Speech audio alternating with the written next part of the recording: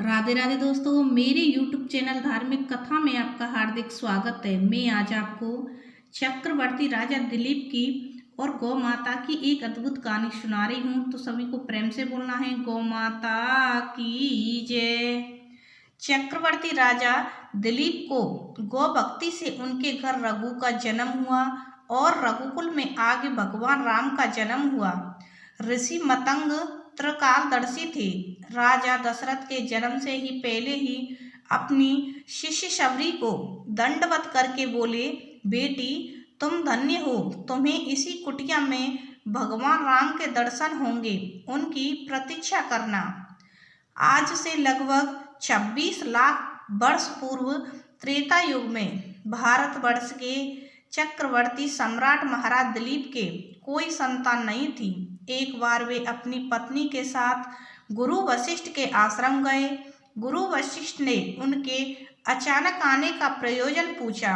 तब राजा दिलीप ने उन्हें अपने पुत्र पाने की इच्छा व्यक्त की और पुत्र पाने के लिए महर्षि से प्रार्थना की।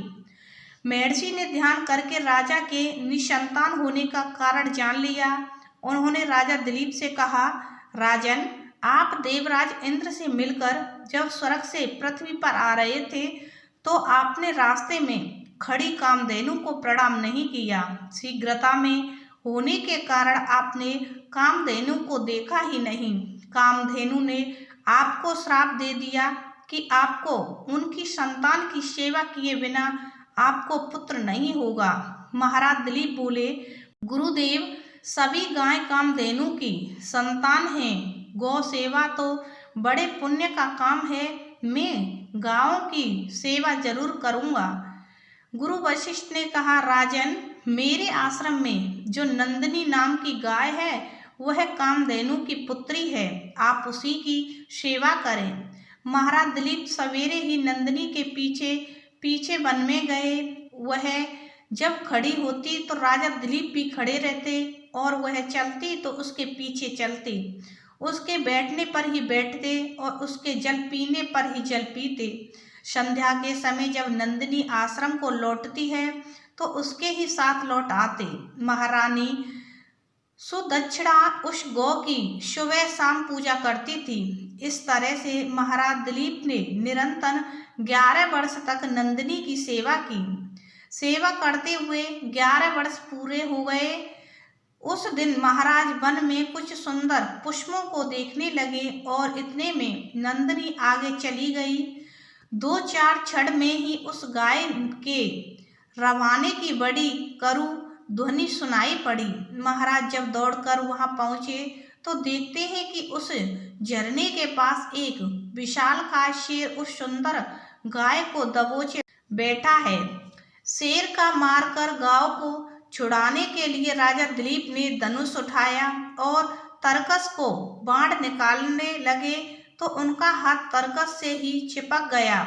आचार में पड़े राजा दिलीप ने उस विशाल शेर से मनुष्य की आवाज में कहा, राजन, मैं कोई साधारण शेर नहीं हूँ, मैं भगवान शिव का सेवक हूँ। अब आप लौट जाइए, मैं भूखा हूँ, मैं इसे खाकर अपनी भूख मिटाऊंगा। राजा दिलीप बड़ी नम्रता से बोले, आप भगवान शिव के सेवक हैं, इसीलिए मैं आपको प्रणाम करता हूँ। आपने जब कृपा करके अपना परिचय दिया है तो आप इतनी कृपा और कीजिए कि आप इस गौ को छोड़ दीजिए, और अगर आपको अपनी सुधा ही मिटाई है तो मुझे अपना ग्रास बना लीजिए। उस शेर ने महाराज को बहुत समझाया, लेकिन राजा दिलीप नहीं माने और अंततः अपने दोनों हाथ जोड़कर शेर के समीप यह सोचकर नतमस्तक हो गए कि शेर उनको अभी कुछ ही क्षणों में अपना ग्रास बना लेगा।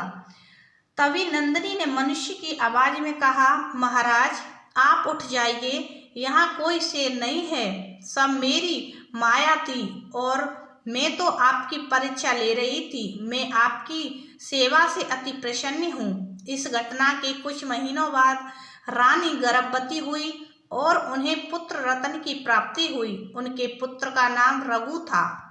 महाराज रघु के नाम पर ही रघुवंश की स्थापना हुई। कई पीढ़ियों के बाद इसी कुल में भगवान श्री राम का अवतार हुआ। ज्ञान यदि राम जैसा पुत्र चाहिए तो पीढ़ियों के संस्कार और भगवत भक्ति सजोए रखें।